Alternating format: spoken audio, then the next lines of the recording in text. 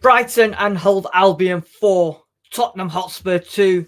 It looked like the Tottenham players didn't have any stuffing at Christmas because they got a stuffing yesterday by Brighton and Hove Albion. Welcome to the reaction show. Let's talk about the game.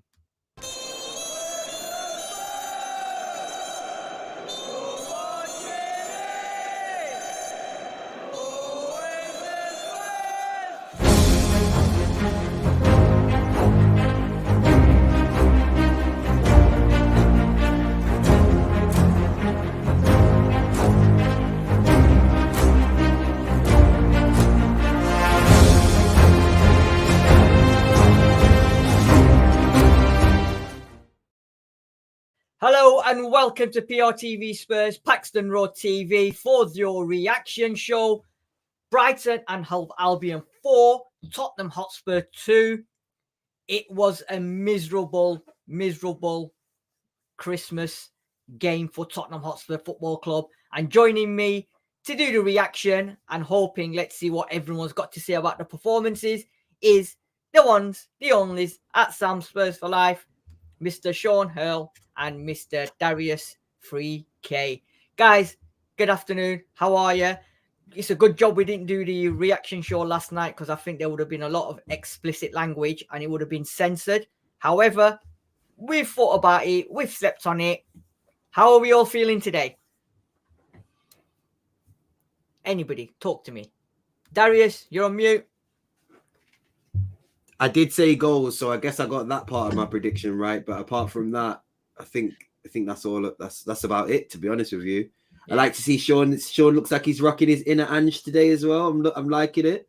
Yeah. we're looking good. But no, boys. Honestly, I didn't even really watch the full game. I was at work. I kind of had it on my phone.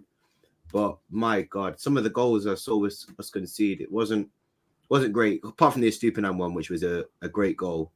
I mean, the penalties we conceded, it wasn't great, was it? So yeah, it'll be interesting to see what you guys think, obviously, given the fact that you lot have watched the game and probably have a better understanding of how we ended up going 4-0 down to Brighton. Yeah. Sam, Sean? Yeah, for me, it was a very, very disappointing performance that was probably coupled by a number of factors leading to that performance, which I guess we will definitely get into, but there was a number of things from the start of that game, and I've got this almost like this inner Spurs feeling. I wasn't engaged in that game pretty much from minute one, and it just felt like there was something not right about the whole performance. But as I said, there's some factors that go along with that. So yeah, disappointed. Sean, yourself? It's hard to dress it up anymore. It was a very, very disappointing night as a Spurs fan. I'm probably a little bit more measured today than I was probably at final whistle. Yeah. And I think there are some extenuating circumstances. But yeah, I think there's some things we need to pick over definitely for what was a very strange game in many ways. A very strange game. There's been a lot of reactions after the game yesterday on social media, and there's some madness about Son not being captain. He should be replaced. There's a lot of stuff about Postecoglou as well. He's been found out. He should be gone. Blah blah blah. Yes, there's a lot of mitigating circumstances. Injury, Skip wasn't even available yesterday. I don't know, just before the game. But at the end of the day, every team's got injuries. Brighton had injuries as well. Other teams have had players missing. But I think yesterday, I personally believe this Christmas day that he gave them off is come back to haunt him. I think he should have just brought him in for a little bit of training on Christmas Day, because it just looks like Ange celebrated Christmas on his own. He should have just brought the players in for training, because it looks like the players over celebrated Christmas or just didn't turn up, thinking it was just another day off or something. So we'll look into that as we go along. If you've just joined us or if you've not subscribed to the channel, please make sure you subscribe to PRTvSpurs and Paxton Road TV. Always bringing you content regardless of win, lose or draws, so just make sure you smash that like button and give us a follow. So guys, 4-2, right. I'm thinking, do we go to the stats first, or do we go to the team lineups? Which way do you want to do it? Shall we go? I want to do lineup second because I think that's Yeah. going to cause a bit of a debate. I think the stats will be interesting to see because I want to see what the game looked like. So I think I want to say stats first, but if you guys want to go straight to lineup, I've not got a problem with that either. Yeah. No, let's go with the stats because I mean, we've got a lot to say about it, and let's do it this way because I'm sure Sam, Sean, I'm sure all of you got something to say about it. So, in terms of stats, then 46% possession to Brighton. Tottenham had 54% possession. This is interesting, bit. I thought this was mad. 15 shots Brighton had. We had 19. They had 9 on shot target, which they scored 4. We had 3, of which we scored 2. 7 corners to them, 6 corners to Spurs. I thought this was quite interesting. 7 big chances. They had 7 big chances. We had 2, of which they missed 4. We missed 1. Accurate passes, 374, 83% to Brighton. Spurs had 437, 85% possession. So there was not a lot of passes. We've had double in other games. Expected goals, 3.7. We had 2.48. So obviously, Darius, you didn't watch the game. Sam, Sean, you watched the game. In terms of that, then 54% possession. It didn't seem like we had 54% possession, and what possession we had, what did we do with it? So the game was largely 50-50 for most of the first half. I was checking those sort of stats. So the second half, you can kind of say, did Brighton drop off a little bit because of the scoreline? And I would hedge my bets to say when you're 4-0 up, you probably do. So that maybe skewed a little bit slightly in terms of the possession rate, as also with the shots on target, because we didn't have any shots on target in the first half. We would have to be thankful that we had Vicario in goal, because that would have been a 6-0. The point blank one from Danny Welbeck was a great save, having got up, having made the save before, or certainly being on the ground to then get up. There was a couple of others that he made as well. There's, I think, one from that on that left-hand side, which he kind of tipped over when the guy tried to chip him. So we were all over the place. And a lot of that stems from Brighton being able to pull us out of our shape. The biggest thing for me was, and I said that in the group yesterday, was the energy levels. Our energy levels seemed a lot lower than Brighton's, regardless of who starts. And I don't care what anybody says about starting players or whatever. You still have to have energy levels. You still have to be able to perform and run and be able to do all them things, which I didn't see enough of. And as I said, we got away with that centre-back pairing for a while. We've got away with Højbjerg being in a certain position. But when you have Højbjerg, Sarr, who didn't play his best game, and then Kulusevski, who doesn't have the legs, Højbjerg doesn't have the legs, you're going to struggle with a Brighton team that knows how to play the game. And De Zerbi just picked us apart. And they deserved the victory. They deserved probably to go in at 3 or 4-0. So, yeah, we can talk about the team lineup, because I think there's a lot of things that kind of go into where we got to in this position. But again, looking off the back of it, we just come off the back of 3 wins, albeit some of them, you know, we kind of maybe did something to get the result and maybe didn't deserve on paper to win their games as we did, but we did. But yesterday, there was too many factors that made us just like, bang, explode. Sean? Yeah, I mean, I think the statistics kind of sum up the game quite well. We probably had a lot more possession in the second half than in the first. A lot of our possession was deep in our own half, though, or around the centre circle. We didn't really have much possession in, you know, I mean, probably the biggest stat would be like how many touches in the opposition box would be quite a good stat to have at this start. I don't know what that was, but yeah, I think, I mean, the stats speak for themselves. I mean, look at their expected goals. They just slightly overperformed, and we slightly underperformed, and that's it. I mean, it's like 2 games of 2 different halves. You know, the second half was a 2-2 draw, but we conceded so much ground in the first half that we were 2-0 down, and rightly so, because but for Vicario, it could have been 5-6. We were that poor, and I think, as Sam has alluded to, and I agree with, energy levels were not there, and we got found out for some personnel picks yesterday, and a lot of players underperformed, particularly in the first half. Lots of players underperformed from the captain downwards. I agree, and we'll discuss that as when we put the lineup up. Darius, you said you didn't watch the game, but looking at them stats, you wouldn't think we've had a stuffing, would you? Really? You know what? I'll be honest with you. I don't really care about how many shots we take if we're having one big chance or two big chances in the game or 3 shots on target in the game. You can take shots from anywhere on the pitch. You can take a shot from halfway line and it'll be classed as a shot. And I know the Richarlison one who hit the post is probably going to be classed as an off-target shot.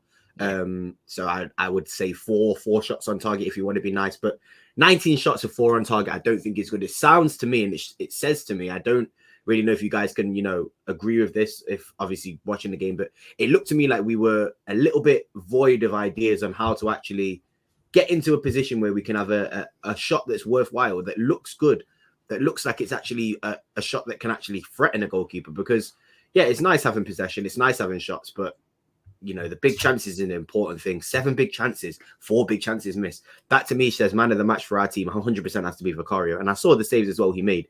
He made some incredible saves. So I don't think this is a very good look for Tottenham. I don't think this is anything really I would want to take from it. I know that we had better possession, we had more passes, XG's not bad, but all these things I expected against Brighton. Brighton don't really give a toss how many shots you have against them. They don't really give a toss what your XG is against them. And even to an extent, sometimes they might concede a bit of possession if they know that they can still create the amount of chances that they did in this game, and they did. So I don't think it looks good, these stats. I'll be honest with you. I don't think it looks good for Tottenham. I don't think it's a good showing. The only thing I guess you can take from it from a positive standpoint is the fact that we still created the chances and got the shots off, but it's Brighton. If you can't get a goal, when it was 4-0 up, I said to myself, when I looked at the score, I said, if we don't score a goal, I will be more angry that we didn't score against Brighton than the fact that we conceded 4 against Brighton. Because Brighton can score. Brighton scored 5 against Newcastle, if I'm not mistaken, at the start of the season. So it can happen. It really can. Oh, I think that was Aston Villa, sorry. But I think Brighton have scored 5 against. It might have been Aston Villa, actually. They scored 5. It was Villa, I think. Yeah. So, yeah, no, that to me, that doesn't show a positive sign of the game, because that's exactly what Brighton are going to do. We said that from day one. We said that from the day before. So we have to take a bit of accountability, Tottenham, ourselves, and look at the chances we could have had and the chances we didn't take. Some players, again, we'll get into the lineup, I'm sure, now, but some players, I think, do need to take a bit of accountability as well. Certain players really did not perform well at all yesterday. So, yeah, I don't really think you can take much from those stats apart from the fact that it was everything that we predicted. And unfortunately, the goals went to Brighton instead of us. You know what? On the preview show, I'll come back to you, Sean. On the preview show, we was discussing, weren't we, about we're going to Brighton. It's going to be a tough game. Darius, you said it's not going to be 0-0. However, we said they've not kept a clean sheet all season. All season. Yeah? All season. It was looking like they was going to keep a clean sheet the way it was going yesterday. And I was saying to my boys, I'm like, this is going to be ridiculous. I said, these lot are going to keep a clean sheet.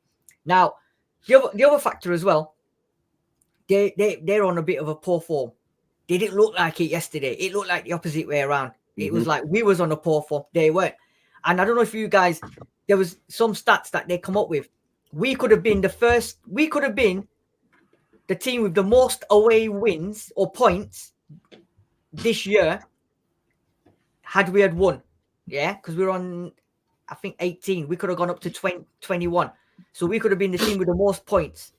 Also, we could have been the team with the most away goals. I think we still are. I think we overtook Man City as the team with the most away goals this season as well, right? But one other stat that they said, and I think it's absolutely shocking, right? There's 2 stats. I'll tell you one. Arsenal are the team, apparently the worst team to score. They're the worst team in terms of away or home goals or goals this season. Spurs are second to bottom in terms of conceding goals behind Nottingham Forest. Only Forest have conceded more goals than us. Wow. And they brought that up yesterday. So they were saying that Tottenham's record of conceding goals is horrific. We go on about Vicario still has 5 clean sheets. And he's got 5 clean sheets. And we're going about how wicked he's been, how top saves he's made. Yeah. But we're conceding goals. We're leaking. We've got more leaks. But hold on a second. We've not had We've not had our first choice I'm not, since the beginning of November. So let's not get too carried away with that particular stat. But let me take you my first take on that game. We started that game quite well. We were cutting them up down the left-hand side. And I don't know whether, I mean, I'll just put this out to you. Was there a bit of complacency that dropped into the team, thinking this is easier than it was? But I think they thought they were going to score. I think I don't know what the tactics were. Or, sorry, not tactics. I don't know what the team talk was. Maybe not complacency, because I think we all know how good of a team Brighton is, and they've picked up points against teams that. But I think maybe they expected to score. I think maybe the complacency in being able to score. I can't say that it's complacency, because we had a lot of players out, and if they were complacent, given the fact that we had Emerson and Davis at centre back, that I'm asking questions. So I don't want to believe it's complacency, but to me it maybe seemed like they thought they were always going to score. So if we go 2 down, we're going to score 3 anyway. That's the only thing I could probably take from it. But I don't want to believe it's complacency, Sean. I'll be very angry if it is. I'll tell you what I think it is. Sorry, Sean. I just think Brighton just turned it up. I think Brighton obviously know we're a good team, we know we're a footballing team, and they, as we normally do, we start very well. We start quickly, hence the reason why we scored a lot of goals in the first 15 minutes, and we did the same again yesterday. But if you watch the game again, and there was bits in it where I thought, okay, I can understand why this Deserby's getting the praise he's getting, and also why he's not. Because what he did was they started to mix up their game. Yes, they wanted to play a lot of possession ball, but they played the ball over the top as well. And you've got to think, the players that they played the ball over the top to, after a while, Emerson started to just get pulled out of position. He kept trying to play his right back role, because, again, doesn't understand. Obviously, Porro's not going to be in the right back, but you don't have to go and fill that right back all the time. Sometimes you can allow that and just drop off. But he was trying to fill the space, and they pulled us apart. So that guy was just getting in. If you watch it on that Porro side, they were getting in all the time. And I'm thinking, what's going on here? Danny Welbeck, again, you're seeing Ben Davies having to come out of position to try and mark players because Udoji's not there. And that's the reason. The system works if we've got a good possession. But once someone works out how to beat it and play in just various different ways, which we've seen with West Ham, we've seen with every single team knows. And when your personnel is not at your best and you don't have top quality, this is what's going to happen. And that's all Brighton did. They turned it up. They matched us 50-50%. I'm looking at some of the stats here. Touches, 658. We had 754. Passes, they had 459. We had 537. So on the face of it, it looks like it's an even game with both teams playing the same type of football. But what they did is they said, okay, we know how to nullify your threats because we can play over the top. You're playing a high line. We can play over the top every now and again just to get your defenders turned. And we can play into the wide channels because you haven't got fullbacks there all the time. So what's Emerson going to do? Play a right back role. And he's been found out. And that whole combination of Højbjerg not being able to play all over the place as a box-to-box like Basuma could do. Yes, Basuma has his deficiencies as well. But Sarr, as we said before, Basuma looks worse when Sarr's not playing. Well, Sarr looks a lot worse when Basuma's not playing, when you've got Højbjerg in there, not Skip. And that's my opinion. So we just was all over the place. So sorry for the rant. I had to get it out. Right. The reason I put that to you is because we did start quite well, I thought, and we were making chances. But what I said in the preview yesterday, and I stand by it, and I was proven correct, the most important part of our game was the press, and our press was dreadful. Rubbish. We had no energy. The number of times Richarlison was leading the press. Richarlison did his job, but if you looked, where was Johnson? Where was Son? They were like 50 yards behind. I mean, it wasn't just like 25 yards. It was like at times it seemed half the pitch away. And of course, Brighton said, "Well, we'll have this." And then they after they'd done it, as you said, Sam, they put it over the top every now and then. They then realised they don't need to. You know what? They didn't need to because they weren't being pressed. So they could do all their neat triangles, and in the end, they schooled us in the first half. Absolutely, from 10 minutes on, it was a matter of men against boys, and we got absolutely schooled. And as you say, Royale is an experiment that's run its course. It's run its race. But you know what? This is what's annoying, Sean. We all knew this. You've mentioned this how many times, Sean, about Emerson when he's not in his position. We've all mentioned this about Emerson playing in a role that's not the role he's designated to play. If he's not a right back, yeah, okay, he has had a couple. I will admit, he's had a couple games in left back where I've thought I'm not expecting much, and you've put in a decent performance. But let's be honest with ourselves. We all knew, and we all said to ourselves, unfortunately, as much as we don't want it, we're going to have to play Dyer in that centre-back role, or we're going to have to play one of the kids. Because Emerson is not a centre-back. And as proven by what Sam has said, he gets taken out. And I don't think I can get angry at Emerson for that. Because he's not a centre-back. He's doing what his brain is muscle memory. Like, they're drilled the same sort of things. You can see that we are drilled in training, the same sort of movements into different spaces.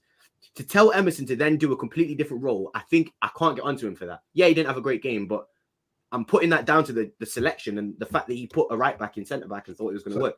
Again, I'm not getting onto Ange. I think. Go on, sorry, Sam. Yeah. So you can add to your point. When we played the Emerson Davies combination as an experiment, we had Romero out, we had Van der Ven out, and Dyer was injured at that time as well. And I think then it came a point where Phillips wasn't available. So I was saying he had his ankle injury. Yeah. So I can understand from a postcognitive perspective why that was. So not going to say, and I can then understand why he wouldn't want to play Dyer. I get that. I get all of that because Dyer's got to be moved on, and Dyer can't play that system. And Emerson Royal, for all his frailties, has got a little bit more pace than Dyer. Physicality is, but it's the positional thing. Once you've worked it out, it's done. It's over with, because the way that we play, as we've said and we've seen, even with our best team, we're going to give up chances just because of the way we play. So what are you going to get if you've got 4 fullbacks with 2 of them playing on the inside with massive gaps, with a right back and a left back playing centre back? You're going to get them playing their roles because, as Darius said, when you get scrambled in your brain, you revert back to what you know. Emerson, you can't get angry at a man for doing that. I'm going to try and fill that space because I don't see a right back there and there's a player there. No, you can't do that. You've got to hold your line. So that's what the best defenders do. You have to be able to play 1v1s. They're scared of playing 1v1s. And look what happened when they did play 1v1s. Welbeck had a fucking field day. Do you know, this is a great game. We've played Brighton before. Welbeck's never got a kick in a game. Yeah, we're camped so deep in that box. Welbeck is one of those players where I don't think Welbeck. Well, if you give any player, it doesn't matter if it's Welbeck, Ronaldo, Haaland. If you give any player that much space to run into, they're going to look a lot better than they are. So I don't even think it's necessarily Welbeck. I think you could put anybody in that role. We're allowing teams to play better than they look because of how we're setting up and the line that we're playing. And there's no adaptation. And I'm not trying to get on. I'm not getting on. We rely on our quality 1v1s. That's why defensively we can cope with it. But look at all our stats all throughout, from day dot, from Brentford game all the way up till now. Every single team has had opportunities to score against us. We haven't kept that many clean sheets, but every single team in the stats have had opportunities home and away. That's not going to change. So I'm comfortable with that because I know that quality-wise we're going to be better. But yesterday, when the experiment has now reached its point where if we do not see a centre, and I don't want to see Dyer, and I'm comfortable with not seeing Dyer, but I cannot understand, even at 4-0, why we did not see a centre-back come on a pitch. I'd rather see 6-2. Jack bloody Hinselwood. Jack Hinselwood. Who is that guy? And they're playing him and he bagged a great goal. And they're bringing on players like Carlos Baleba, and they're bringing on, and they've got Facundo Buonanotte. Unfortunately, and the I don't care. That's I don't want to hear about it. When we go on, I'm going to stop. Let's do that. Let's do that. We want to get onto the substitutions because when you're losing the game 2-0, where you don't look like scoring, and your goalkeeper's kept you in the game, literally kept you in the game to stop it being 6-0, you have to make substitution at halftime because something is clearly wrong. We didn't. We went 4-0 down. So, again, that's not on the players, that's on the manager. But, again, there's extenuating circumstances why you probably didn't want to do that. But I don't know what they are, some of them. I don't know what they are. I can't understand the thing. Yeah, I mean, you just have to look at that first goal, the one that Hinselwood scored. You do not allow that crossing. No. You do not allow that crossing. Particularly when Royals got walkabouts, you're one man down in the defence, and no wonder your doggies left with 2 men to mark, and they get a man over on the far side and they score. But it was a sore one, that particularly the first half. I do, I heard a lot of bad things about that first half, by the way. I heard a lot of people on social media say that was the worst first half or worst performance this season. And I watched that Everton game. So if it was worse than that Everton game, then... But you know what it was, Darius? It was like a continuation of the Everton game. Yeah, that was a horrible game to watch. I hate it. They came, it was like the last 60 minutes of Everton was like the start of the Brighton game. Then I can see the frustration. And I know players. I know we're only playing one game a week, allegedly. There's not been a lot of change.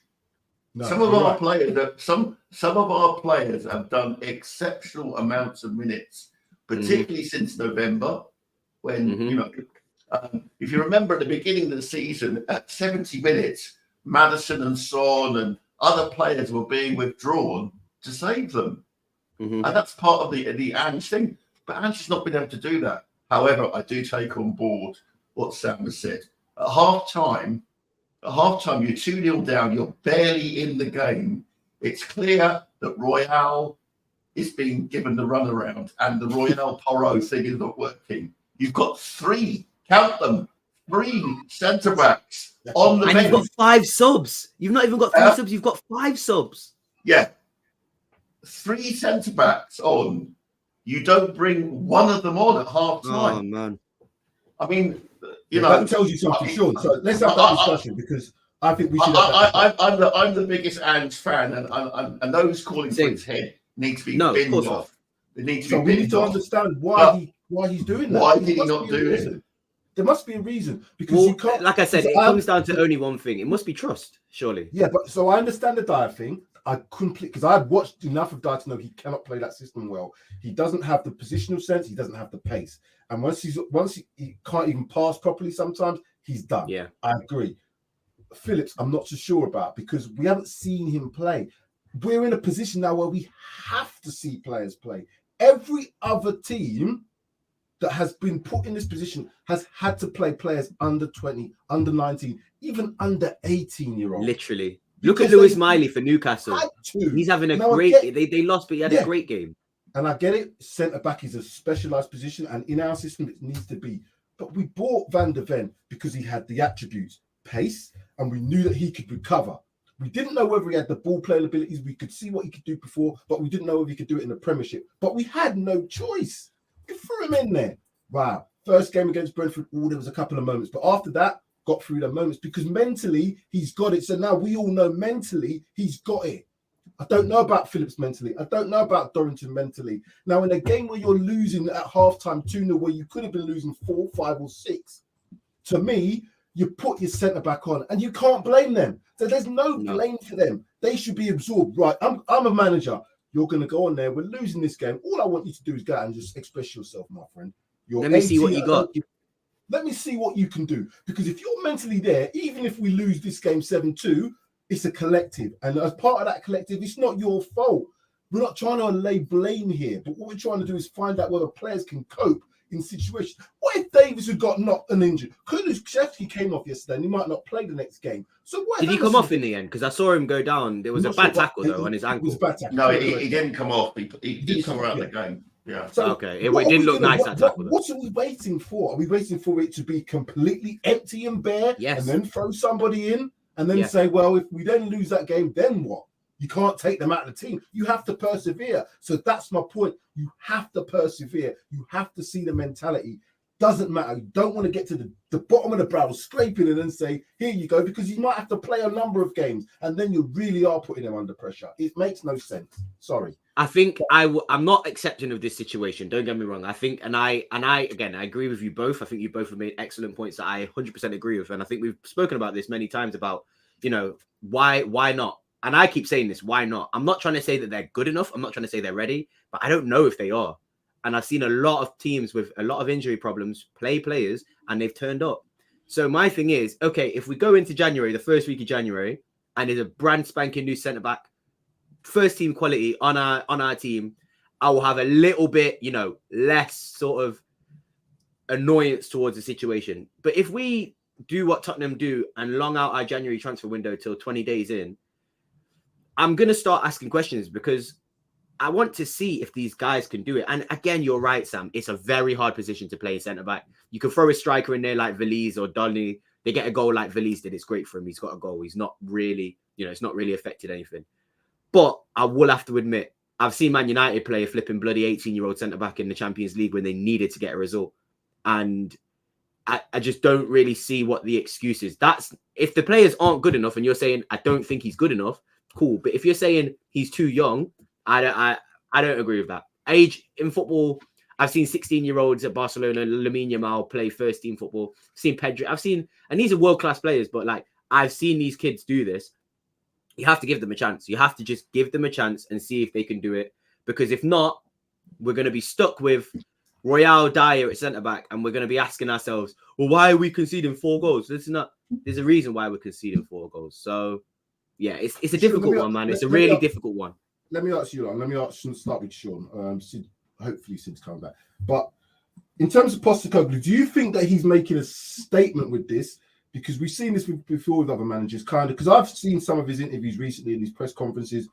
He has made a point about this January thing. He's not said, we're 100% good, but he said, we're struggling, blah, blah, blah, and the window's going to be open and such and that. And there's lots of moving parts to it. But what I've taken is he's clearly stated that he needs to get players in. Now, we can all see where those massive gaps are. If you're going to have to make a priority call here, and you can only get 1 or 2 players, because I don't think we're going to get more than 2 players max, in my opinion. What are you going to get? And I think he's almost shown now that we have to get a centre-back in.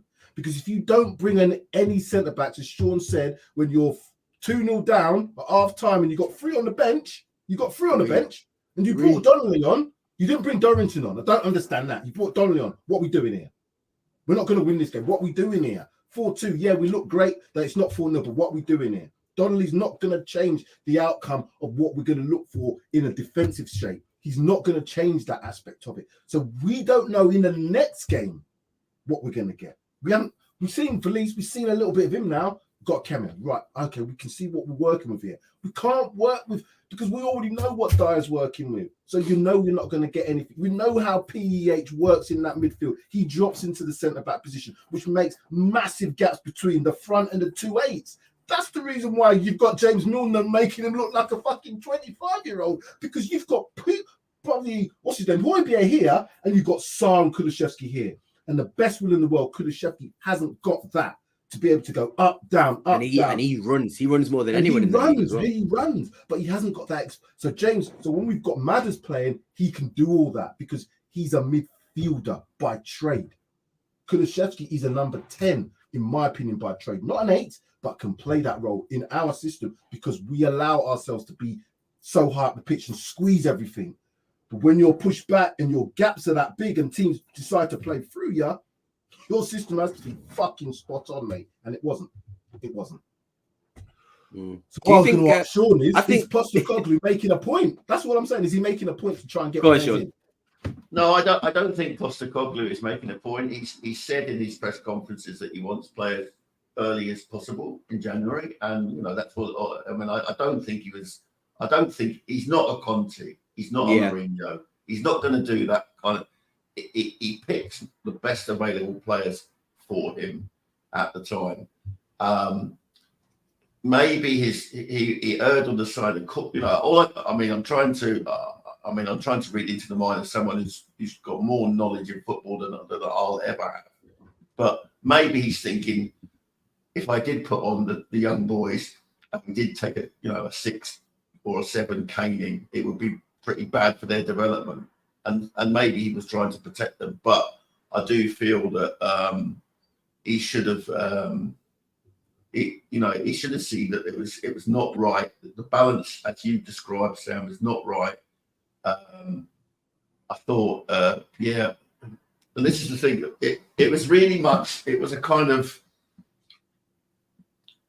very schizophrenic performance, right? Because. Let's not have it any other way. And I said it at the time, Pierre-Emile Højbjerg is done at Tottenham. And he was rubbish for 3/4 of that game. However, when we decided to put the foot on the neck, as we did in that last 15 minutes, Pierre-Emile Højbjerg was very, very important. He looked all right, didn't he? Yeah, he was very important. He was winning the ball He hit the in post. their area. He hit the post. And it's one of those schizophrenic things about this performance. It's like I said, it was like 2 games. We lost 2-0 in the first game, and we drew 2-2 in the other.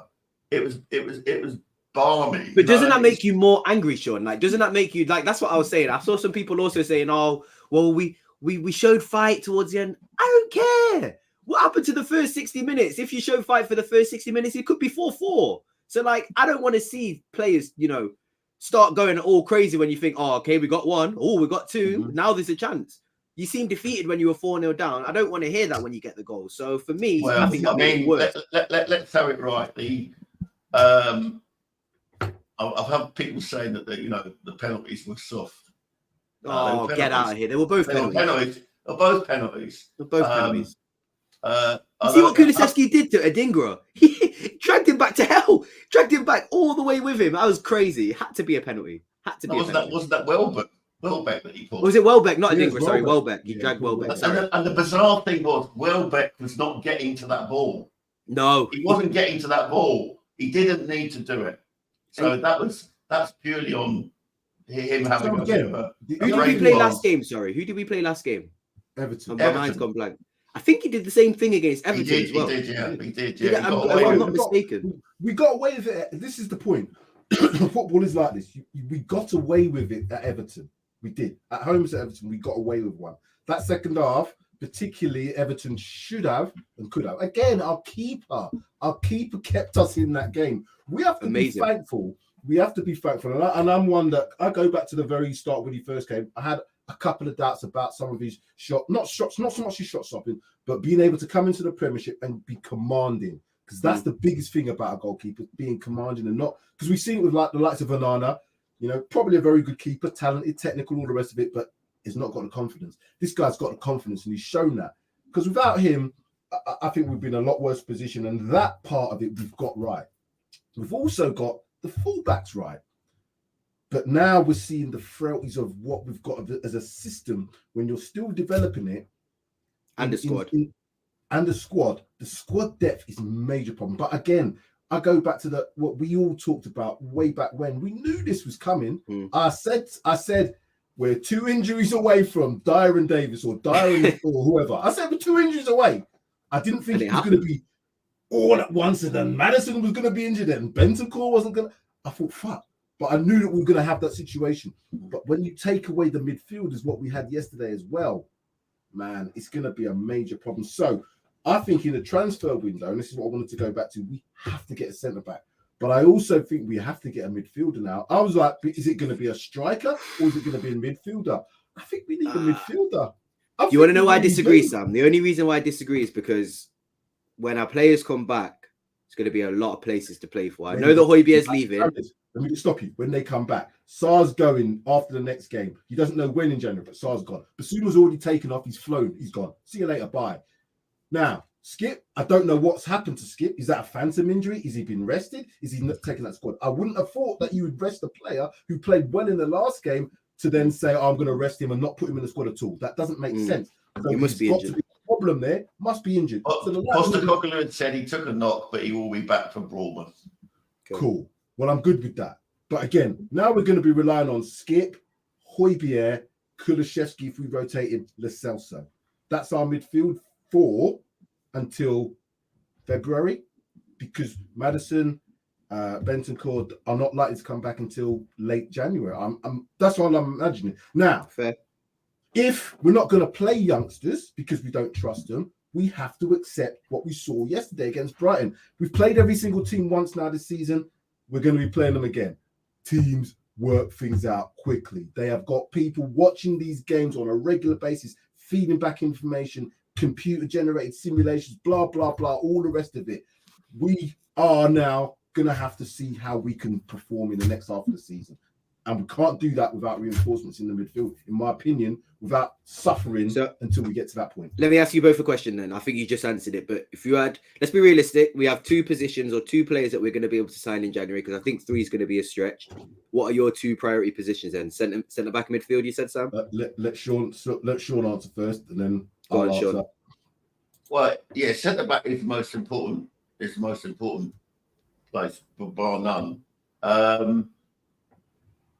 Do we need a midfielder? Not per se.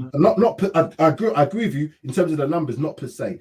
But I'm talking about January to February situation when all those other players are not there. We ain't got Bassoon, we ain't got Sarr. Our two main players. Skip, again, if he's talking about a knock, we've heard about knocks before. Oh, he's only going to be out for a game. He might be out for a couple of weeks now. We don't know. I really don't know. I'm hoping not. But I've heard that. Oh, we're back next game before. I don't know. I would still say that if it was any department that we need more firepower up front. I agree. So I would go centre back and then striker and then midfielder.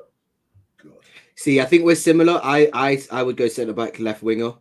I think Richarlison, if he continues his form, I know Son's going to the Asia Cup, but I think Richarlison with Valise and Donnelly and even Scarlett, I'd like to see one of those kids get a go. So I'm happy with striker. I think winger we're struggling a little bit. So midfield is if we can get a loan deal. I don't agree with loan deals because again, it's like you give this guy minutes and then as soon as we get back into the team, it's going to be like a Danjuma situation. He'll probably barely ever play. But I understand what you mean. There's a lot of holes in that midfield right now, and it's not going to sort of rectify itself until at least the end of January. So it's difficult, man. I don't know what to expect. Okay. Bournemouth next is a very important game, and it's a tough game.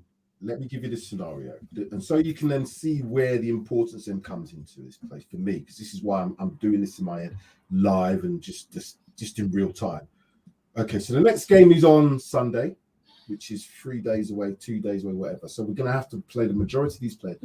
No Van der Ven, no Romero. They're not coming back. So we know that already. So who's going to be our defense? If I'm right in what I'm thinking, because I said this in the preview, if he didn't play Dyer in this game, it tells me everything I need to know about Dyer. I don't expect Dyer to come back. So if Dyer was to come back, because as Ange has to bring in somebody, that's his whole philosophy being challenged just because he hasn't got the players. And I don't think he'll do that. Because he didn't do that against Chelsea when we were down to 9 men. So I don't expect him to do that now. So I know he's going to play either Ben Davies and Royale or Ben Davies and another. Because I don't think Royale's good enough to play that position. But if you haven't got the midfielders, so when we get the situation where there's no Sarr, there's no Basuma, PH looks like he's playing because I've been asked to play him. Yeah, I'm rude. That's what it seems like. Like you said, he started to play in that last 20 minutes. But it's easy to play when you're 4-0 down, when you don't care. I can do that. So I'm saying the players that are now going to be in that position responsible for our midfield, we've got a choice of Skip.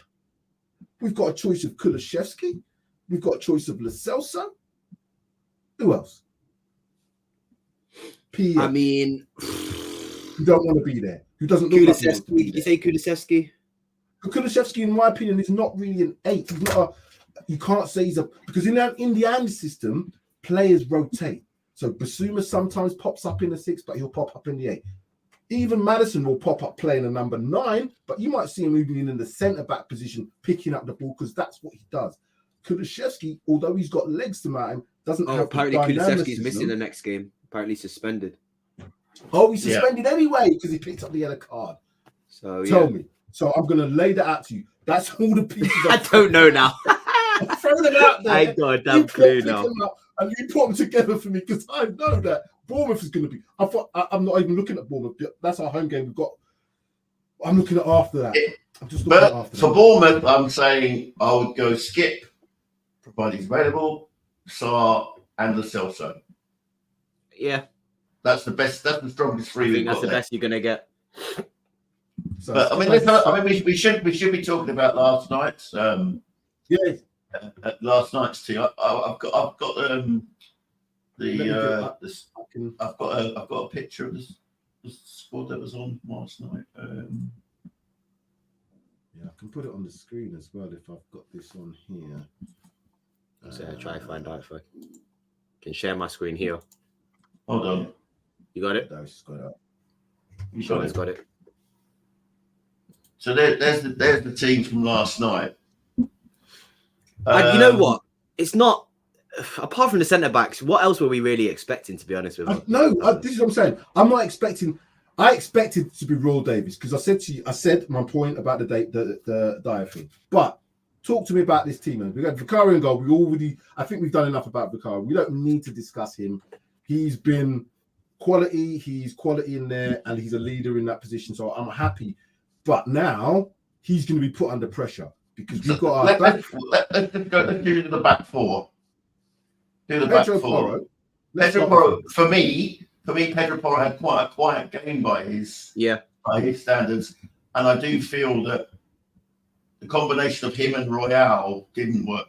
It just didn't work, and that cross that came for the first goal, and many other opportunities seemed to come down at that same side, and Royale was like he was like a blue ass fly chasing everything and getting pulled all over the place.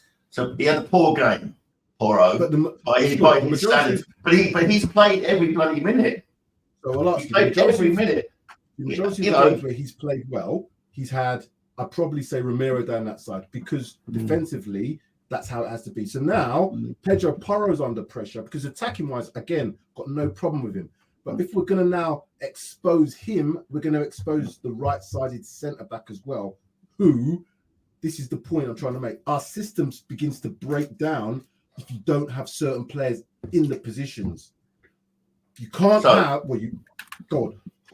No, even Udogie had a poor game by his usual standards last night.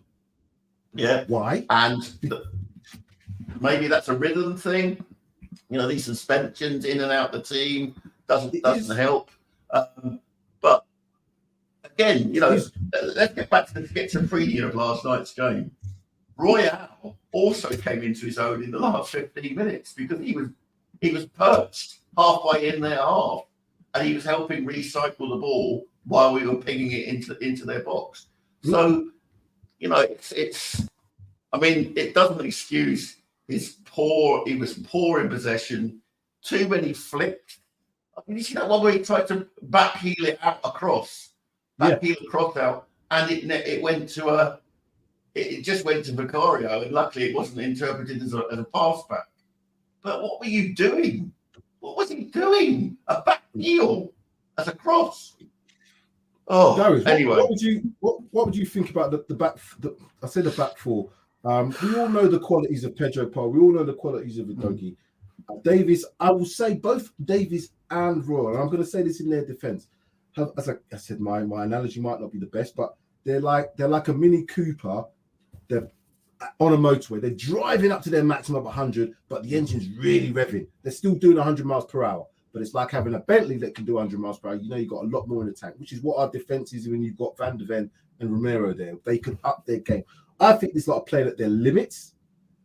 And when you can got a tactician in there that can start to pull them apart, as I said, it breaks everything down because if they get pulled out of position by Porro being out of position, because Porro's always going to be out of position because he's playing inverted and they don't know how to play that role, it breaks the defensive side of the game down, which then means if Raw's coming over there, Davies has got to do something. So if you look at the first goal, there was a line of 4 players. When the guy came across the box, there was a line of 4 players, but they all did what I expected them to do. They all did that. So when you've done that and nobody then makes a tackle, Højbjerg tried to challenge me, didn't do nothing to him. He plays the ball to that Hindlewood, and then Doggie's got a big, major problem. You can't do anything. The ball should have never got from one side to the other. It should never have got from one side to the other without somebody stopping him.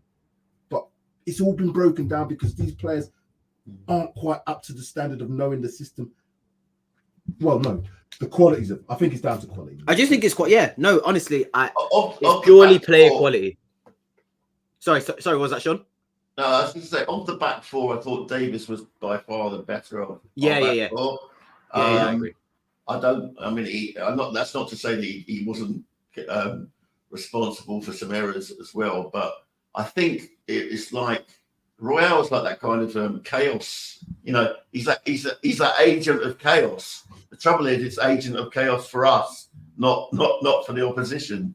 And I think he dragged the performance of the back 4 down because of his his headlessness, and also the fact that we were unable to cope with when Brighton had worked out that we weren't going to press them. That they were getting through it. It was like a hot knife through butter at times in that first half. It wasn't really great. was. And you know what? I think both managers are extremely, extremely similar. I think if we had De Zerbi in charge of Tottenham, I think he would probably be doing pretty much the same thing as Postecoglou right now. I'm not, discrediting Postecoglou's managerial quality. I'm not discrediting De Zerbi's. I think they're both as good as each other with great philosophies and a great style of play. But when it comes to it, I think there's a time where you need to sort of be a little bit more understanding of your situation. And I'm not saying to be pragmatic and change everything that you... Go on. Do you want to say something, One Sam? thing I was going to say is Serbi has been in charge longer. We can't lose sight of that. No. I'm not discrediting any of that. I'm not. What I'm saying is strictly from a what's it called? A philosophy standpoint, and how they want to play the game, and the fact that they pretty much disregard defending sometimes. I will say that, and I'm not saying it's a bad thing at all, because we've seen 3 managers in the past prioritize defending. I'm not saying that's a problem, but when you are literally to your final bare bones of your defenders, either you have to, if you want to continue playing the same way, which I've got no problem with, you have to accommodate your team with the personnel that is going to allow you to play that way. Whether that be an 18-year-old kid who's rapid or a 37-year-old centre-back who's rapid. I don't care how old they are. They have to have that. That's a priority. So the mistake from the start was Emerson being in that centre-back role, because he doesn't have the characteristics to play the role that he needs. Yeah, but one thing, if those pieces aren't playing because you lack quality, one thing that you have to is energy and determination and commitment. Now, the example I'll give is Manchester United. They've got Johnny Evans at the back. He's 99. They've got Johnny Evans playing at centre-back for them. They've got sometimes Luke Shaw playing at centre-back. Similar situation to us. Do you know what I mean? And they've got sometimes Wan-Bissaka, sometimes Dalot. So their back four is shocking as well in terms of being able to create what they want. But what I saw in the game where they were 2-0 down, now I know they were at home, is that they just said, fuck this shit. We just got the players. It wasn't so much even Ten Hag. It was just the players. They just said, we just have to go for it. They could have lost that game easily. They could have easily lost that game, but they didn't. Because when you don't have the quality, you have to have the energy to match. That's how we've been beaten by the likes of West Ham, the likes of Wolves, the likes of who else you want to name? Those teams that have been able to take a battering in the first half but come back. So the midfield three for me. Let's talk about the midfield three. Let's start with you on this one, Sean. What did you think of the performance of the three of them? Kulusevski, Sarr, Højbjerg? Right. Everything that Royale was for the defence, as this sort of chaos. Højbjerg was for the midfield. I have never seen a number 6 hide behind a pressing player as well as Højbjerg does. He never makes himself available. He's pointing and what have you, but he's not in a position to be passed to. He's allowed the pressing player to get between him and the centre back. Honestly, I just don't. It's like when Darius was making the case in the preview that he would have Skip. He would have Højbjerg over Skip. I was going, I've not spoke about that one there because maybe I was going. Skip makes himself available. He doesn't hide behind the pressing player. It is central defensive midfielder 101. Rodri would never hide behind a player that's marking him. He would make himself available, and I don't expect Højbjerg to be good on the half turn, but it is 101. You make yourself available, you find yourself in a space, and you've got the whole width of the pitch. You don't want to make a mistake, does it? Do you know what it is? Do you know what it is for me? For Højbjerg, I don't think Højbjerg, I can see it in him and I see certain things. I don't think he's hard, and I think we can all agree, I don't think his heart is 100% with Tottenham, because I don't think Postecoglou sees him as being a player that plays in that system well. We're having to make do. And I watch sometimes in them home games, and I think he's been told, because sometimes Højbjerg, everybody else is doing this and walking around, he's walked off. Now, I've watched that a few times But then I've seen recently he's on his way out. Sean's 100% right. He is, but somebody's telling him, out. right, you've got to be part of this team still. And Postecoglou made it said he doesn't isolate players, but he has to obviously make the message clear that you ain't really first team player. The problem we've got is Dyer, he's almost iced out. We can see that. He can't ice out PEH at the moment because we don't have the numbers. Hence the reason why I'm saying about the midfield being more of a priority than, say, a forward. Because if you change your attitude, you know yourself as a playing football guy. So if you're not 100% committed, you ain't ever going to get the best out of you. And in you know what it is? I think but the problem with I'm sorry. No, I was just going to say really quickly, like just what Sam said on there. I think if your mind is in another place, like Sam said, it's I don't even know if he realizes what he's doing sometimes. Maybe he's not even realizing, because I think Højbjerg is a character where I don't think he's going to just throw his toys out the pram, not play for the team. I think he'll always play for the team he plays for. But I think he doesn't even realize that his foot's out the door. I think he knows that he's going Juventus, and I think he's got that opportunity to go to Turin and play for a big club. And do you remember I said, his performance. Hey, hold on a second. Yeah. Tottenham Hotspur are a big club. No, sorry. Let me say no. Don't ever say that was. I didn't mean it in that sense. I meant as in like Højbjerg. You know, he was at Bayern. I think he wants to be the main guy at a team like, you know, with similar stature to Tottenham. I think Juventus are a bigger club than Tottenham. I think we can admit that. But I think he wants to be the main guy at, you know, a giant like that. So. But the style of play makes a difference to a player as well. The style of play that he's got Allegri there, hasn't he? So. Oh yeah, and the Juventus, but they're going to play a different way, so he's going to probably adapt to that. But the other thing I wanted to mention about Højbjerg is, do you remember in the days of the Conte and Mourinho, used to have him come out in press conferences or post-match interviews, and he's very, very bullish. He's all right. He's a warrior. He showed that warrior spirit and always coming out and saying, "Oh, I'll fight for the team," and all the rest. We could have done better. We weren't good. Yeah. I'm not seeing anything because I think he knows that he's not really going to be, since the first day of the season, he's not really been a part of it in the sense of you're going to be a first choice, because I think we've seen what we need in there.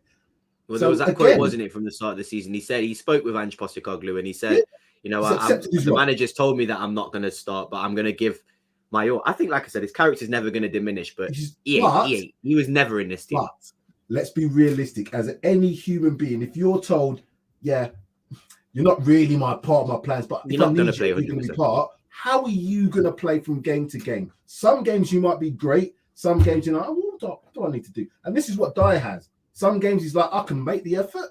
Other games he's like, I'm not really going to be part of this. So, oh shit, I made a mistake. And it's that mentality which we can't have, because it won't allow us to get the results. Now, in that midfield, I don't know what we're now going to do when we haven't got Sarr in there as well. You know, when he does eventually go.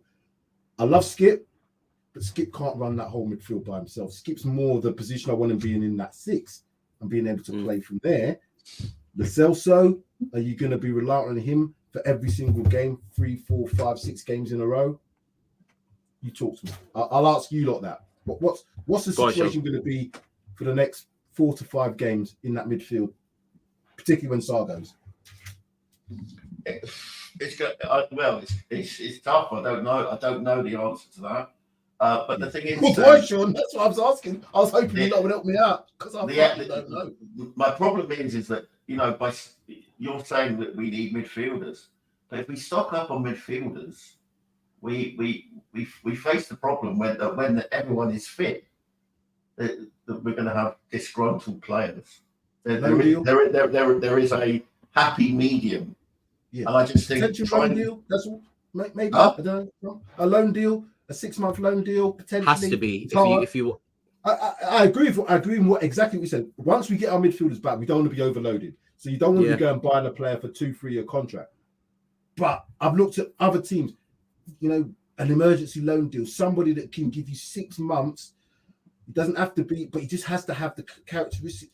If PH was available and he had the mentality, I'd say he would be the perfect person. But I know that his ability is not going to be with us because he's mentally not there, so he's never going to give you that effort. Somebody who may be looking to get a next move, a 6 month. I don't know.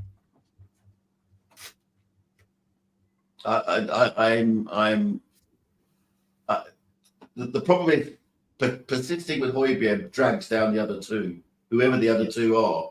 And that's what happened last night, getting back to the reaction show. It's like Sarr and Kulu didn't actually perform because, as you said, you know, the distance between them was too far.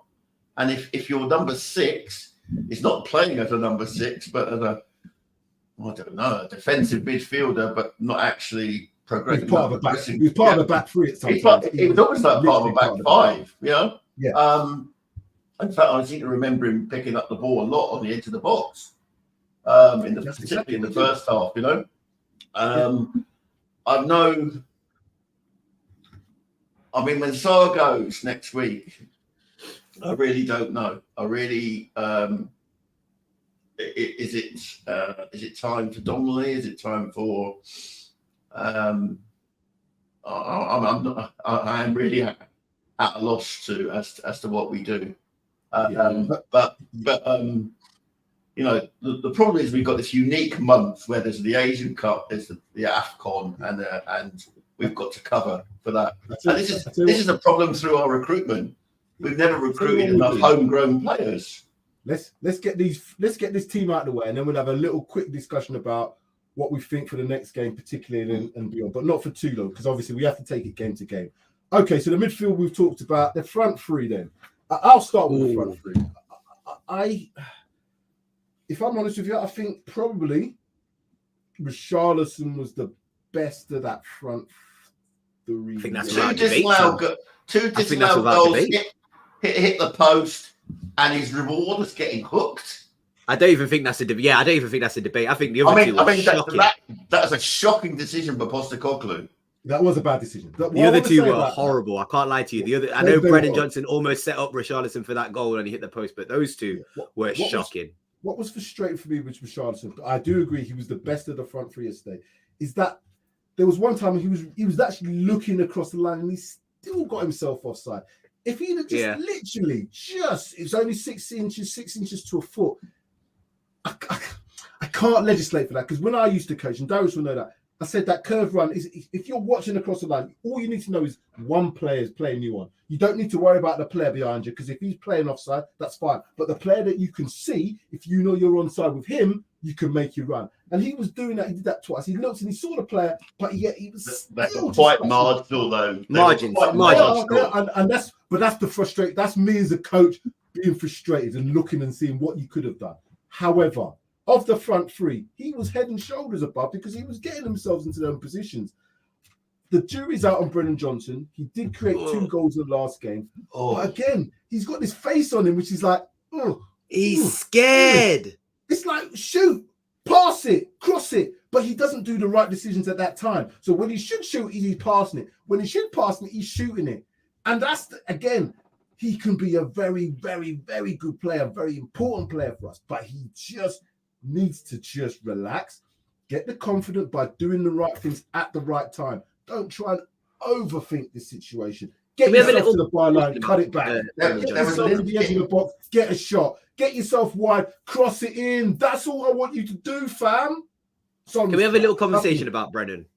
Yeah, you can. So, all I want to add about Son is Son had a mate yesterday, but I'm allowing Son because he's our top goal scorer. So I'll allow him a day. Yeah, I mean, Son, I'm not going to get on too much about. I think he did have a crap game, and was he responsible for the first goal? I think it was like a bad touch or something. I can't remember very well. There's all kinds of things in that. The first 2 goals were mistakes by ourselves. Son for one of them, definitely. Yeah, I can't remember which one it was, but I'm pretty losing sure, possession in midfield. But to be honest, Son being pocketed by Hinshaw was a joke.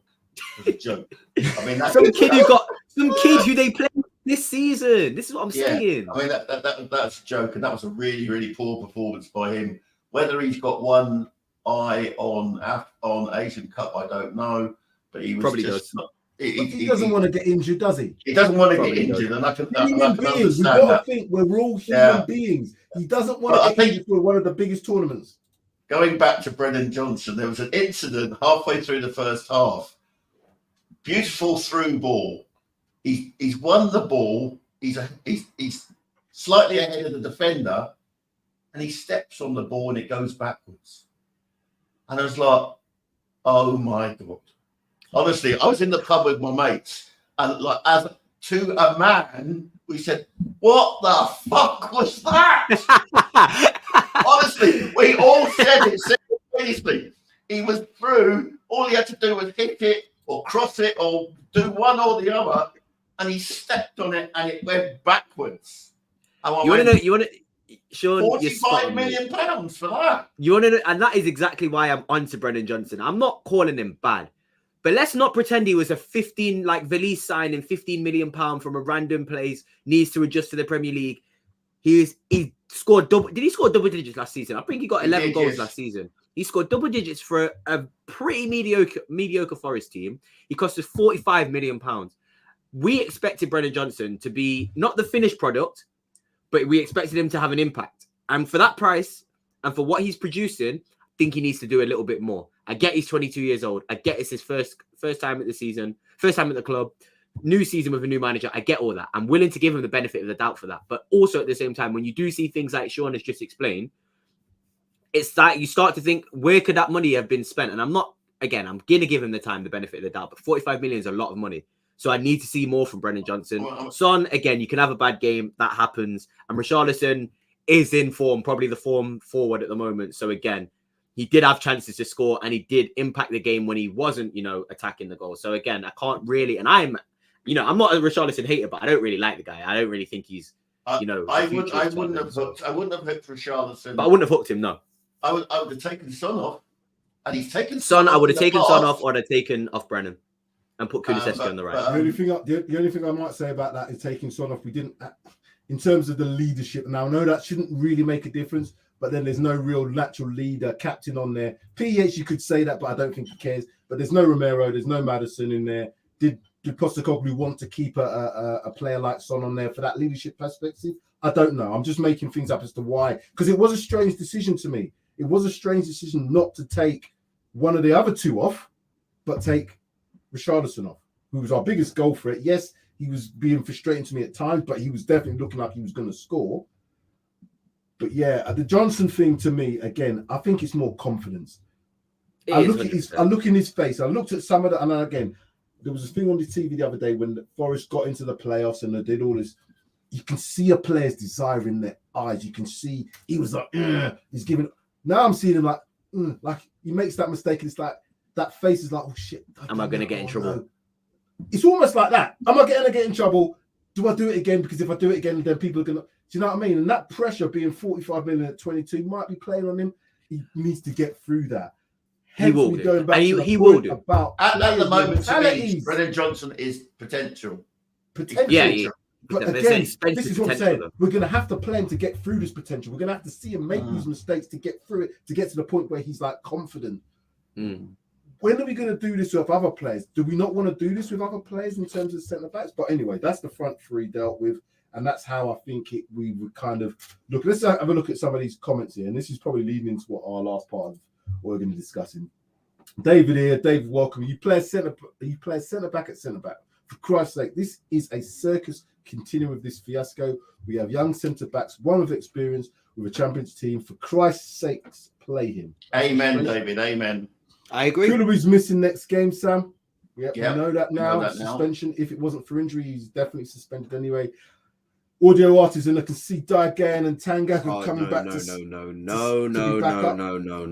We're not digging that one up. That's the case. We're gonna nip that one in the bud straight away. We didn't win because of our centre backs. We survived because of our keepers' heroics. But we forget that and move on. It's crazy. You'd have to think when that went off the crossbar off Vicario's leg, it was that far from being a goal. So yeah, we can't. And that's what I said. That was a game we probably didn't deserve to, but we got away with it. We can't keep getting away with it. Porro's passing the ball to our opponents. If it wasn't great save from Vicario, it would have been another goal. Talking about them unforced errors, because I thought there was a lot of unforced errors from our players yesterday. You know, when I say unforced, just giving the ball away, not being pressured into giving the ball away, but just receiving it and playing a pass that wasn't going to one of our players. I saw that a few times. And I was like, I can't have that. I'm going to apportion a lot of that to the fact that our number 6 was missing. Yeah, I was missing for 3/4 of the game. You know, you need a dynamic number 6. and that's what PEH is not.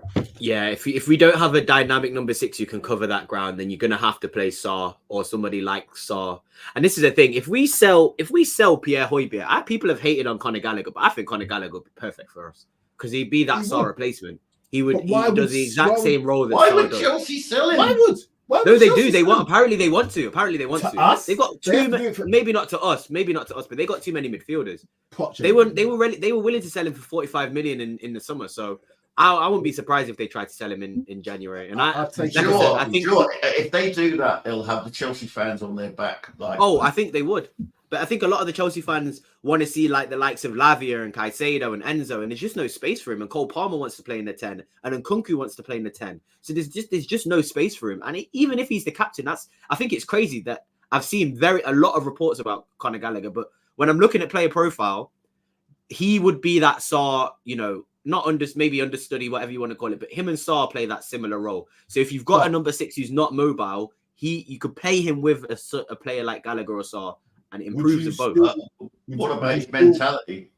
Well, I think it's. I mean, he would come to us with a broken heart. He would come to us with a broken heart. He's a Chelsea fan. He's gone through their academy. They've sent him out loan though. But that's a part of his development. You're not good enough for us. Once all our players are fit, though.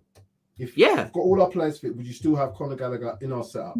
Yes, because it means that Sarr doesn't need the game time. That's your answer. But what's Conor Gallagher's answer? Because I think he wants to be playing first team football regularly. That's the other point. You're not going to get him on loan from Chelsea.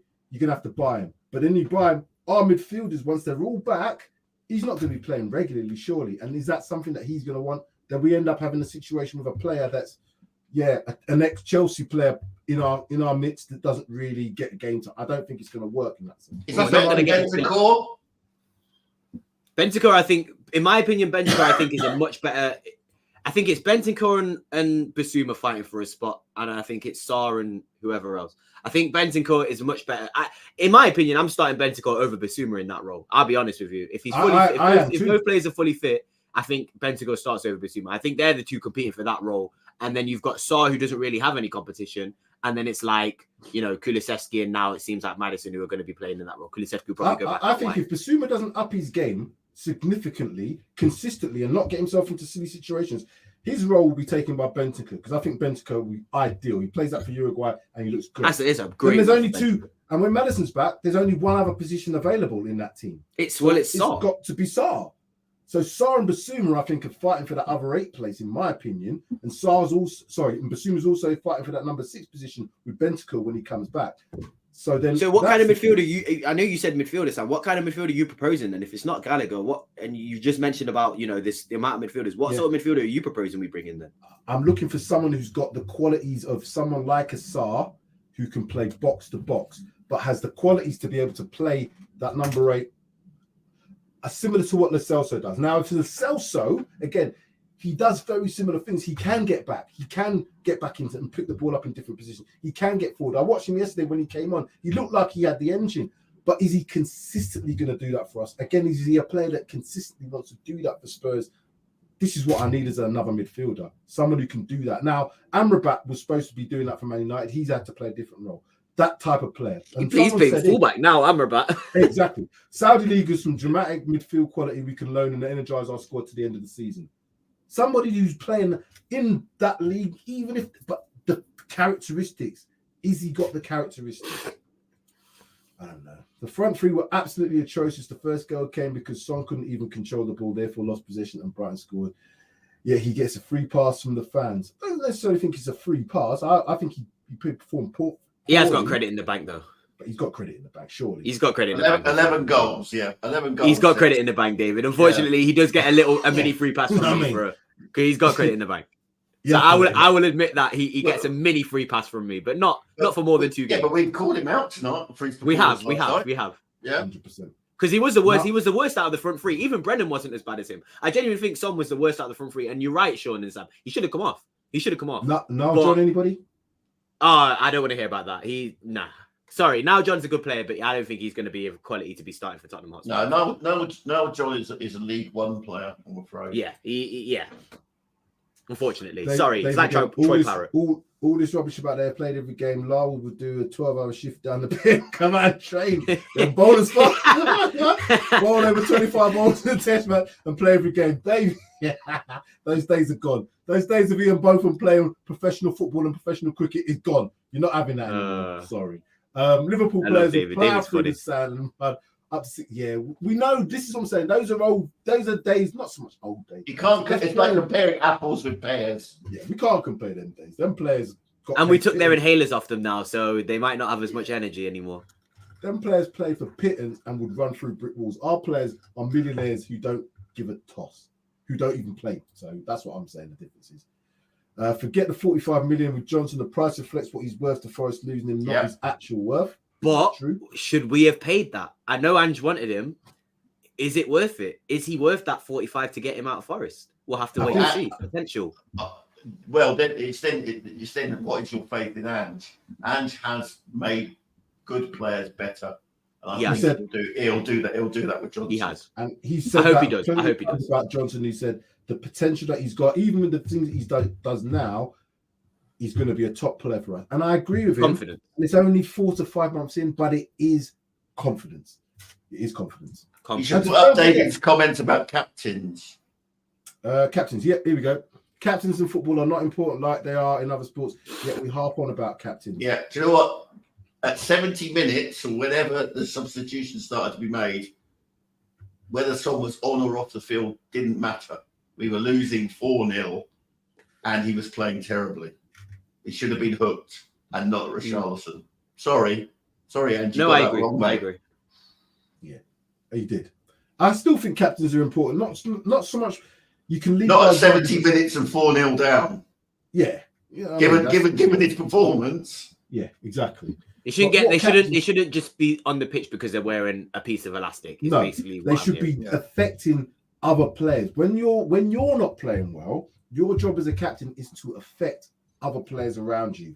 You get into them psychology. You get into them saying, "Come on," and they can't say to you, "Well, you're not playing well," because you have to accept that. I know, but my job is to motivate, to lead, and inspire you guys on the pitch, which is what the manager does off the pitch. That's the captain's job if you're not playing well. Roy Keane said that all the time. He said he didn't play great every game, but what he did do was he made sure everybody else around him did.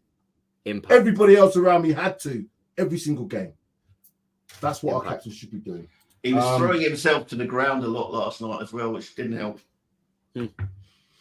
Bentancur finds space where there is none and won't panic when the opponent challenges him. He will keep the ball and stride for the ball, opening the game. I love Bentancur. I absolutely love him. I agree with that whole. I think Bentancur, that little cameo of games that we saw Bentancur in. You know, Matty Cash is #1 up. I actually low-key smiled a little bit when he dislocated his shoulder. I'm sorry to say that. Because when I saw Bentancur play, I was over the moon. I was thinking, oh my God, we've got him back. This is going to change us more than a lot of players are. But I think he has to play in that 6 role. I think we all have to come to an agreement and analyze the fact that Basuma is good. He had a great start to the season. I am starting to think about maybe was Basuma good because Sarr was just as good, or was Basuma good because he was just good? I'm not sure yet. The 2 red cards, again. The second one, I'm not too sure about. It was a bad tackle, but is what it is. I actually think... should we get into... Yeah, can we talk about Louis Dunk? Can we talk about that? That? In terms of the red card, he should have got a red card. If Romero Basuma got red card, if that is Crispin Romero, that is off. If it was Romero, because Romero did the same thing. He basically he followed through, he got the ball, but he also got the player's leg. So in my opinion, that's not. It might be a yellow card, but that's not a red card. So I agree with the decision. Are we getting beaten up? Are we getting beaten up this season? Because look at the number of times Maddison was assaulted. I remember Luton, Nottingham Forest, number of games where we were kicked off the park at parts.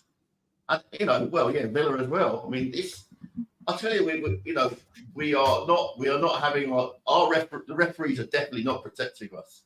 Yeah, we have caused some of our own errors as well, though, in terms of getting. No, we have, but Sam, that Lewis Dunk one was almost hard copy to Romero. I agree, but It looks bad, but if you get the ball and you follow through and get the player, I don't necessarily consider that a red card, to be honest with you. But we know VAR's inconsistency, so we're going to have things where other teams are going to say, "Oh, well, that player should have been sent off," and that. And I know it's hard when it goes against you, but it's part of the game now. It's almost like they've tried to say we're not going to have the old down the pub talking about controversial situations, but VAR still does that. We can talk about this forever. I think it's just a great point to make, Sean, because I agree. When I saw that, I thought, how is that a yellow? But 2 of our players have been sent off for very similar tackles. I would love to know the fouls against us stats, because I do feel that we are on the rough end of. I believe I remember seeing the stats. So we are actually, in terms of fair play, the most dirty team in terms of statistics, but also we're the most foul team, I believe, in the league. Listen to this then. So yesterday's game, where we had pretty much kind of stats. We're very close, apart from the shots on target. So yellow cards yesterday, they had 3, we had 2. Fouls conceded. They conceded 18 fouls. They conceded, which means they fouled the opposition. They committed the foul. They conceded, so they committed 18 fouls against us. We only conceded 6 against them. And there you go. And we get 2 cards. So. And there you go. It's a great stat to point out. So that puts it into perspective, because if they only got 1 more yellow card, and some of them challenges were bloody hard challenges yesterday. There was a substitute who came on and he did 2 fouls in about 5 seconds of each other. He then does another foul. The referee didn't even blink. So you can say that from yesterday. It looked like they conceded 3 times more fouls than us, but you only got 1 more yellow card than us. Crazy. That's a great stat to pull out. Anyway, I do think we are maybe not wrong done by, but we're not dirty. I don't think we're as dirty as people are making us out to be, and I think we have been. We're not dirty. We're making errors. The Doji ones are not dirty fouls. They're errors from, you could say, just trying to do those things. Enthusiasm, I guess, yeah. And we're gonna have that. When I see Romero, you kind of have to take that as part of his game. But yes, he does need to remind himself, if I get sent off and I get a 3-match ban, we're seeing Romero. You know what's funny, Sam? I'm going to give you a basketball reference here. Romero reminds me of Draymond Green in a way, where if you take that animal out of that player, that's taken out of half of their play style in a way. Like, you need certain players to be playing on the edge. I don't mind Romero doing what he needs to do. I think as a captain, I think he does need to maybe realize the situation he holds and the power he holds. But I'll be honest with you, I don't think we can take that aggression out of Romero. And I think, like you said, some of those fouls, I don't think they were necessarily red cards. I'll be honest with you. So is this right? Great to make up the foul. 18 fouls, did you say? Yeah. 18, damn. I mean, honestly, I think a yellow card for every 6 fouls. The Luton game away from home, they had 12 fouls on us. And wow. It was before they got a yellow card, I think it was. It was scandalous. Wow. And it was like, wow. It's the only way they can deal with us. It's the only way they can deal with our style of play, is to break us up physically. Yeah. And other teams have done it. Other teams have done it. Do you agree with this? What David said here, or what is your front midfield right there when everybody's fit? Right there, I agree, 100%. When everyone's fit, that's my starting 3. Sean? It's a good option. Yeah, it's a good option. I don't know whether I've just been reflecting on something you said, Darius. Does Sarr need Basuma to play well, as Basuma needs Sarr to play I think they're a tandem. I think they both come together as a tandem. I think Sarr would play fine with Bentancur, but I'll be honest with you, I think Sarr would play better with Basuma in that position. However, I just think Bentancur looks like the calmer, like David said, the calmer player. He can do what Basuma can do, because we all credit Basuma for, it's not necessarily, the tackles and interceptions are very important to Basuma's game. But I think what we all value about Basuma is his close control ability, getting out of positions, breaking presses. I think that's why we all, love Basuma at the start of the season. I think Bentancur does that at the same level, if not better. And he did that when he came back. And I think, like I said, just the option to be able to rotate the two and not drop off in quality is what I want. And yeah, I probably would go with what David said when everyone's fully fit. But yeah, sure, I'd still hold that point of, I do think that Sarr and Basuma are a tandem. And I think they both play to each other's strengths. I think Sarr's more explosive. He's got more pace. whereas Bissouma's a lot more, controlled with the ball at his feet and can allow Sarr to work around him to then allow him to be able to play how he plays. So I think they are a tandem. They come in a pair. I do think that. I also All right. Sorry, just going to say, I also to the point where you have to look into the human aspects of relationships. He probably gets on a lot better with Bissouma. So that tandem in terms of the relationship probably works on the pitch as well. If you're playing, and again, you put it to yourself, when you're playing with somebody that you get on with because you're your teammate, but you're not really your mates, how well do you play unless you're really, really connected in that sense? Sometimes it's those little things where I know how you're going to play. I know where you're going to make that run because I know you as a person. You know what I mean? Those things do make a difference. So if you're playing with PH and you're thinking to yourself, I don't know, he's not the same as my mate. He's not going to make. You don't play as well. And this is what I'm saying. So they both need each other. I think you're right. But someone like Bentancur, he's got that relationship with Romero. So there again, that number 6, that centre back, you've got a link in there. You've got that link in there. Bentancur looks like he's a favourite as part of the whole setup. Again, everybody seems to Bentancur. Oh yeah, everybody seems to really respect and like him. So once you've got that element in, players feed off these little things. Well, you saw the way they reacted to the end of the game when he 100%. came back and they were pushing him to the crowd and everything. He's loved. I'm not saying that the players that played yesterday are strangers, but their relationships are probably different. As I said to you, I think PH doesn't really. Not say he doesn't like him because he's walking off the pitch when I think he's just got one foot out the door. He's just got one foot out the door. They're things to me that make a big difference. To me, I think we've got three. We've got 3 for the number 6, and it's falling away in quality. So it's Bentancur, Bissouma, and Skip. Yeah. At number 8, we've got Sarr and. That's it. Honestly, that is it. Really and truly, Sean, that is it. I was thinking about this a second ago. Yeah. That is really At number 10, we've got Maddison, Kulu, Lo Celso, and Kulu, and Lo Celso, perhaps. Yeah. You might. So I don't think Lo Celso can play that Sarr role. He can't play that Sarr role. Can I ask a question? No. Does anybody think that we could possibly throw Gil? Because I think Gil on a wide. Again, he pops up on the wide areas.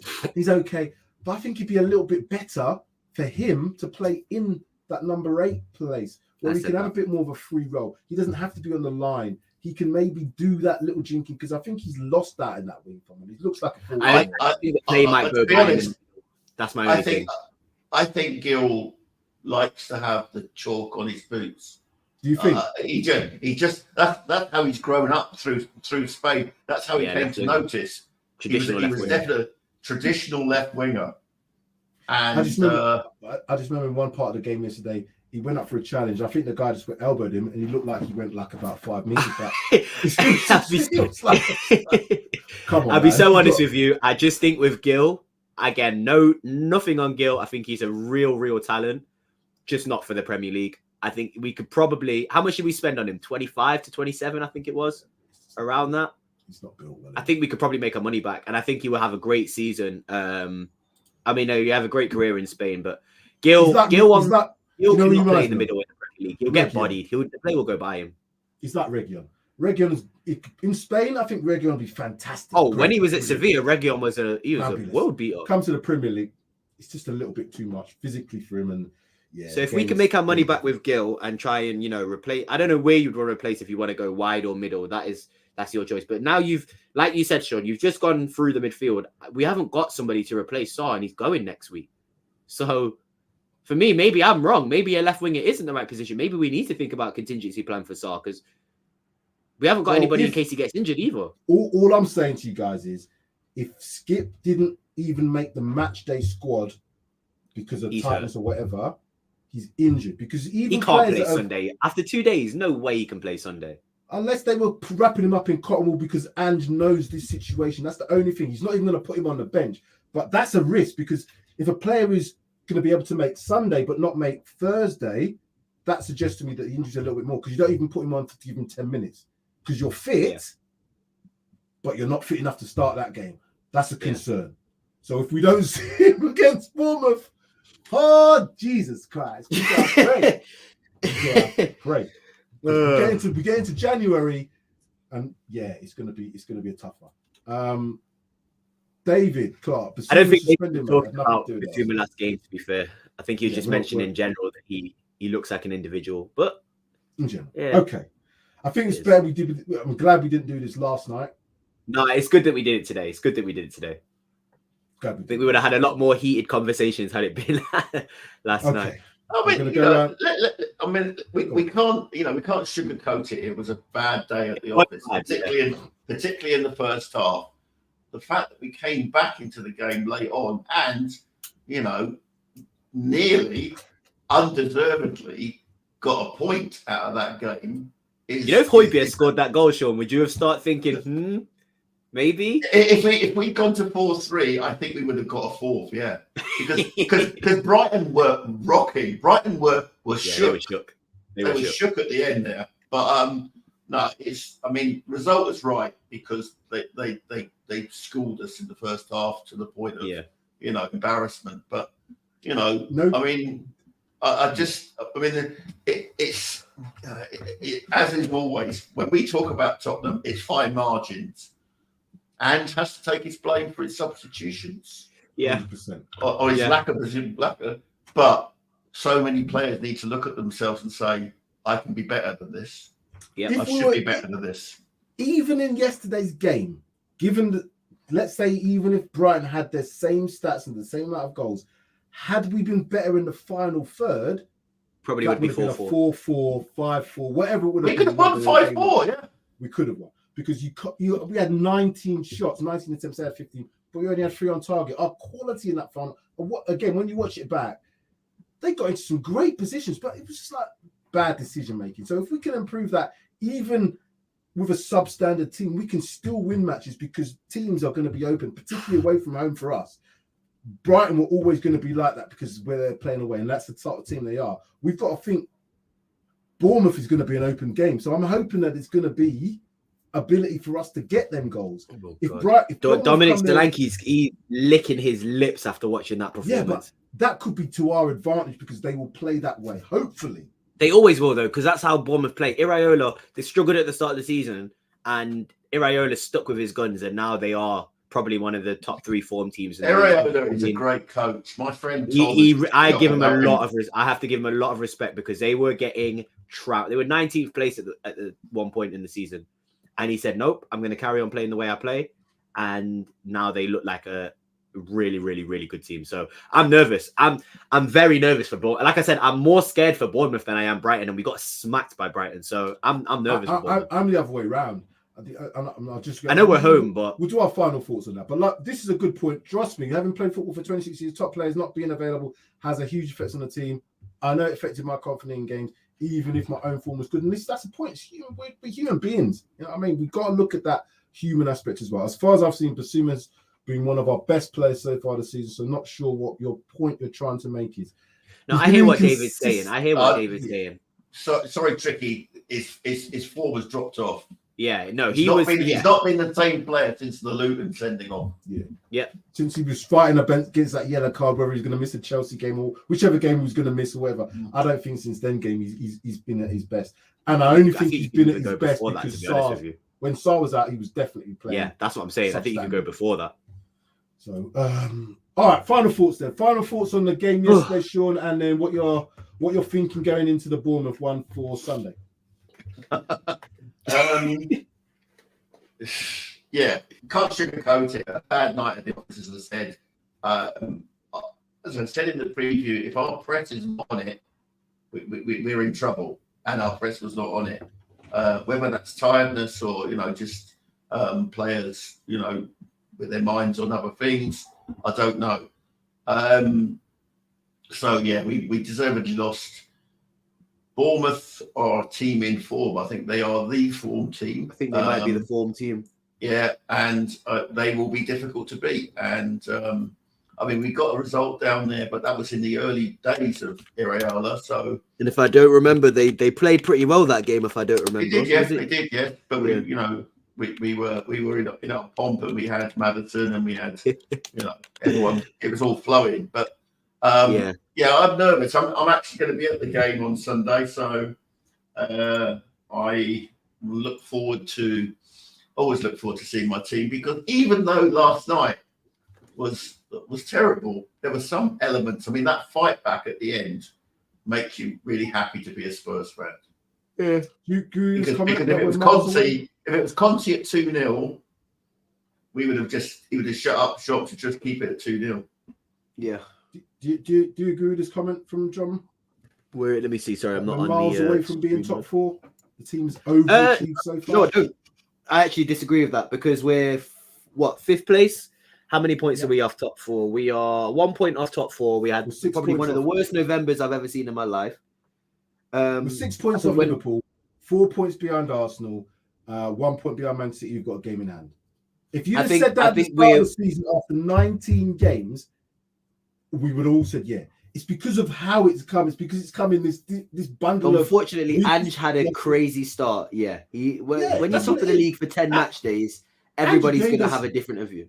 Ange got us pumped up to the point where we're thinking, yeah, we're after 10 games. And he even said, man, we're talking about winning the league.